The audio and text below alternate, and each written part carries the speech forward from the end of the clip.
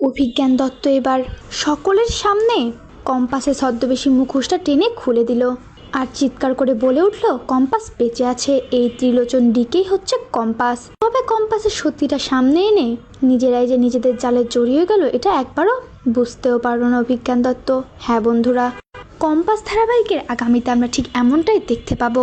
Compass ধারাবাহিকে আমরা দেখতে পাই বোকা মোনালিসা হসপিটালে গিয়ে কম্পাসের মুখোমুখি হয়ে যায়। সে কম্পাসকে দেখে নেয়, তবে সে মনে করে ওটা কম্পাস নয়, ভূত।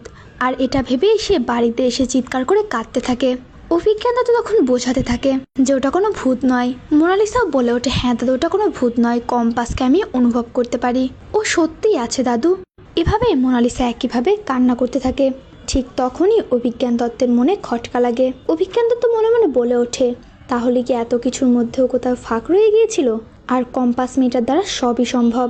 আর সেই ভাবনা অনুযায়ী সে হসপিটালে গিয়ে সিসিটিভি ফুটেজের দায়িত্বে থাকা গার্ডকে বেশ কিছু টাকা খাইয়ে সে ফুটেজগুলো চেক করে। আর ঠিক তখনই দেখতে পায় যে মোনালিসার ভাবনা মিথ্যে নয়, সত্যি, যে কম্পাস বেঁচে আছে। এরপর সে একে একে খোঁজ নিয়ে জানতে পারে শিবু কাকাও বেঁচে আছে। অভিজ্ঞান দত্ত আর দেরি না করে সে চলে যায় চৌধুরী বাড়িতে।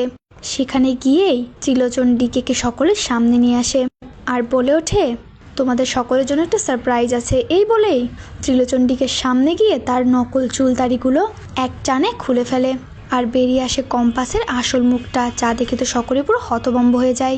ঋতুজা চিৎকার করে বলে ওঠে, কম্পাস, মা তুই বেঁচে আছিস? এদিকে অভিজ্ঞান দত্ত বলে ওঠে, হ্যাঁ দেখুন আপনাদের আদরের কম্পাস বেঁচে আছে, যে কিনা একইভাবে আপনাদের সঙ্গে নাটক করে যাচ্ছিল। ঠিক তখনই বিহান বলে ওঠে, হ্যাঁ নাটক তো করতেই হতো, না হলে আপনাদের মতো রাঘব বলদের কি করে ধরতো। এটা বলা মাত্রই অভিজ্ঞান দত্ত ভয় পেয়ে যায়। এরপরেই বিহান কম্পাসকে বলে ওঠে, কম্পাস এবার সকলের সামনে আসল সত্যিটা নিয়ে এসো, আর ইন্সপেক্টরকেও ফোন দাও, তোমাকে আর কষ্ট করে কোনো নাটক করতে হবে না, আজই সব নাটকের শেষ হয়ে যাবে। এরপরেই কম্পাস মুক্তির গাড়িতে লাগানো সমস্ত রেকর্ডার এবং অভিজ্ঞান দত্ত এবং মুক্তির বারে বসে কথা বলা সমস্তটাই সকলের সামনে নিয়ে আসে।